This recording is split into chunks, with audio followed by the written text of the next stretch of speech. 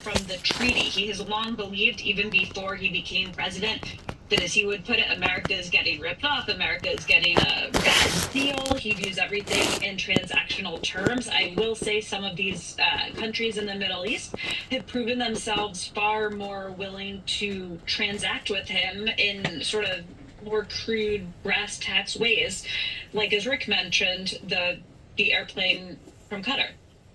Yeah, Max, you too on that? Yeah, no, it's baffling. And it's not just the fact that he's not calling on the Gulf allies to reopen the Strait of Hormuz. He's also not calling on our Asian allies, Japan and South Korea and others, which also rely on Persian Gulf oil. And at the same time, he is giving Vladimir Putin a complete pass on the fact that Russia is reportedly providing drones and intelligence to Iran to help kill Americans. Trump has not had one word to say about what Putin is doing, at the same time that he's excoriating our allies for not being helpful enough. Putin is going beyond being unhelpful. He's actively helping the other side, and Trump will not call him out. So it's all baffling, and it really comes down to Trump's treason, bizarre affection for Putin, which is one of the long-standing, the enduring questions. But I wonder if it is just as simple as what Ashley and everybody has been laying out, you included. He thinks he can get money from Russia. He can get money from Saudi Arabia. He can get money from Qatar. He can get money from the UAE. He can do business deals with them that'll make him richer, that he can't do to the same degree from other Western democracies. Well, is that it? That he just believes that he's going to make money off of them, and that's why he's so nice to Vladimir Putin and is so obsequious and strange? Does he have a man crush?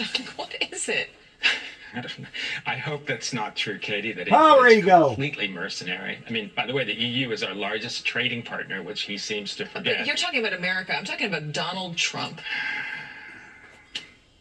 I'm just trying to make sense of it. Yeah. It's an enduring question that is hard to understand. Well, and he has boasted, wrongly, of course, about Saudi Arabia spending $30 trillion in America. By the way, our whole economy is only $20 trillion. I mean, so yes, I mean, I think he is beholden to people with whom he has some economic relationship. He treads carefully, but, he's the president of all the people. He shouldn't be doing that.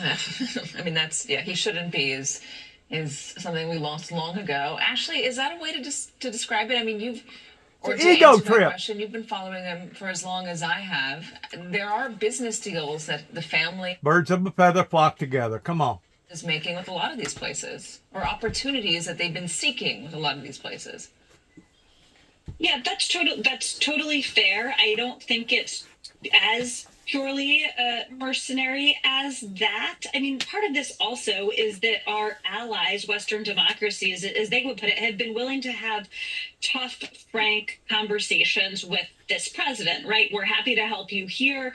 We're not going to help you there. We don't like the fact that you unilaterally launched a war with Iran without getting our buy-in. And those are some of the tough conversations that some of those other countries are not having. It doesn't mean that those Gulf allies and Gulf states are acting purely in America's interest or even always in Trump's financial interest.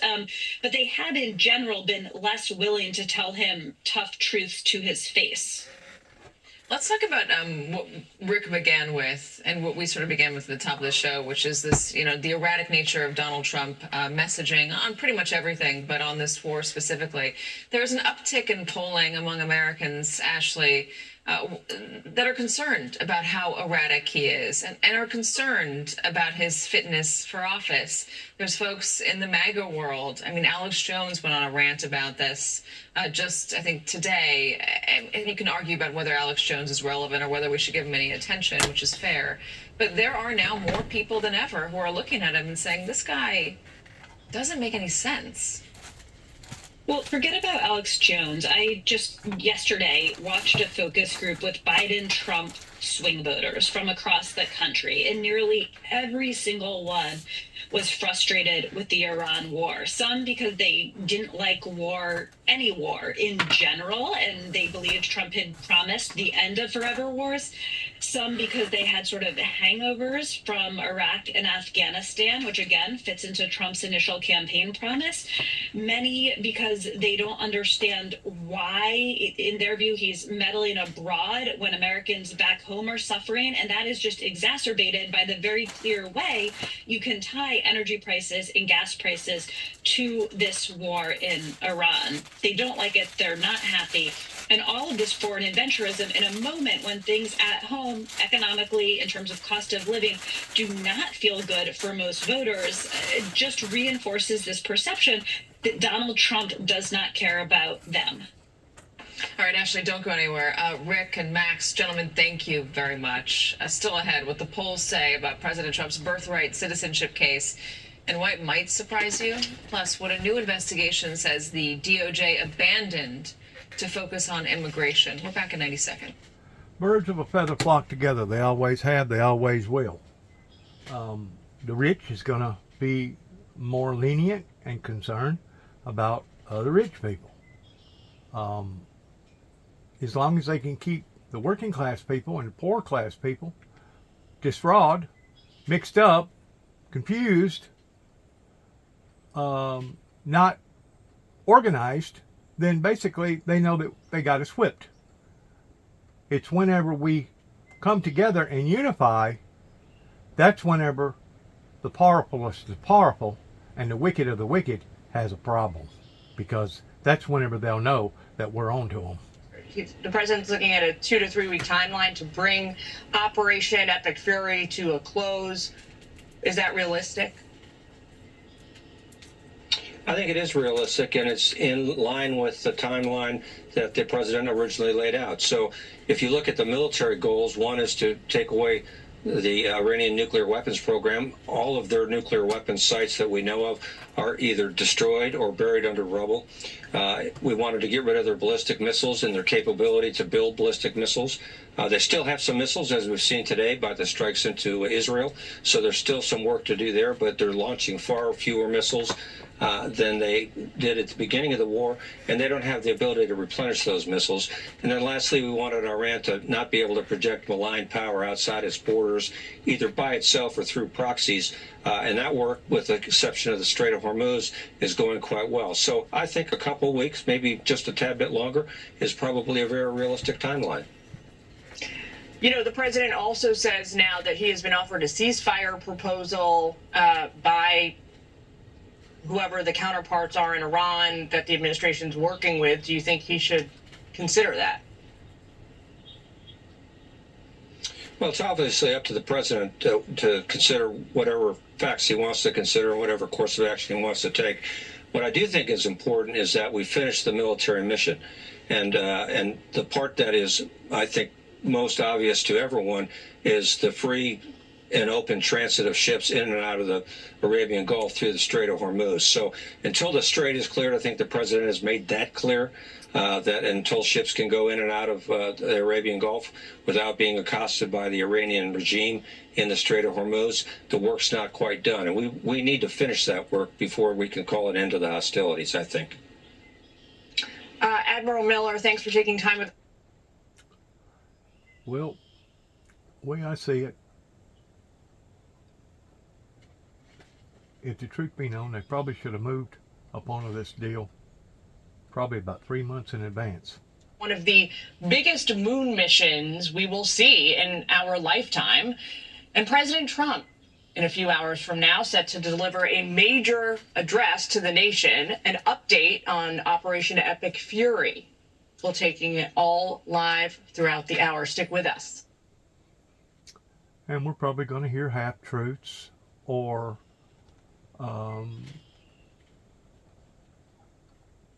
comments about stuff that we don't know to verify or not to verify, keeping us on a string, not knowing who to believe, what to believe. Birthright citizenship as we know it. Now, the president was there. President Trump was in the first row of the courtroom for the arguments, and he's believed to be the first sitting president to ever attend arguments at the high court. The case itself centers on an executive order that was signed. I do go along with that needs to be fine-tuned pertaining to people coming over here and purposely having children so that they'll be under the status of Americans, sovereign Americans. I do go along with that ideal of retweaking. Many state Democratic officials that are pledging to sue the administration to prevent that order from going into effect. Bob and Katrina. All right, Mike Carter, we appreciate it. Thank you. All right, let's bring in constitutional attorney Don Brown and Newsmax legal analyst Jay Town. Gentlemen, pleasure to see you both. So the president chimed in on this today. He's saying that, he expects probably some type of judge to challenge this or rule on it one way or another. So, Jay, what do you think happens?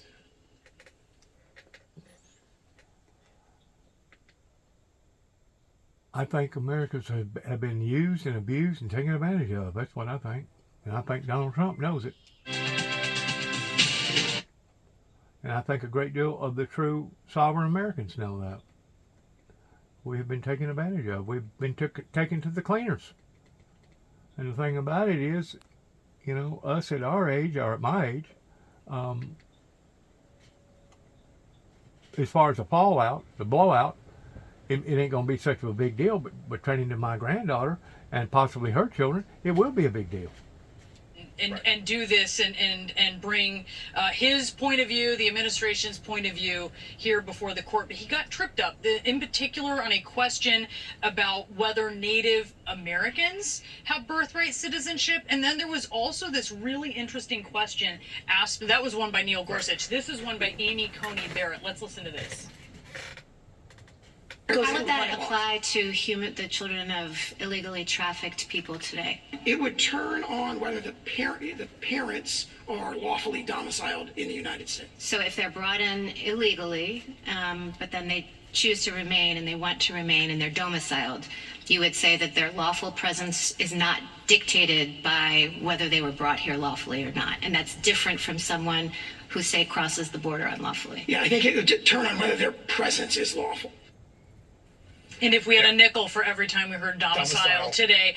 But what did you think of these moments? It's an important legal point, and let's just unpack it for a little bit. So much of the argument today depended on this notion of domicile. Where did parents live and intend to live and intend to establish their allegiance to the country? Well, you got a big problem because a lot of people in the country, slaves at the time, were granted citizenship, even if they didn't intend to be here. They were domiciled. They were brought here by force. Amy Coney Barrett's question was, well, what about today? Trafficking victims. They didn't choose to come to the United States. They were brought here criminally and by force. So what if someone's trafficking gets pregnant and is here in the United States? Are you to say that their children are not citizens? And that he just didn't have a good answer to that because it's a gray area question that the administration, in attempting to do a broad brush here, just didn't anticipate. The executive order talks about this being prospective, right? Meaning it would affect future children born to illegal immigrants, not the children currently in the U.S. already born to illegal immigrants. And John Sauer was clear about that. Yes, that is what the executive order says. However, legal experts looking at this say, if the court were to rule for the Trump administration, there's just no way that it couldn't chip away at the whole. You notice how that they was talking about at first Native Americans, and then all of a sudden, I ain't heard nothing else about Native Americans in this questionnaire that you're doing right now? Huh.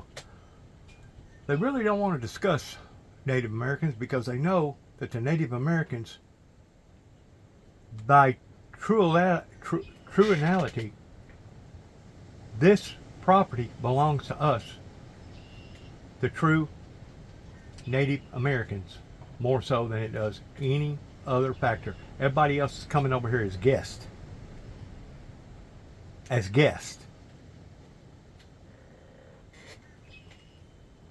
How come they just can't say that?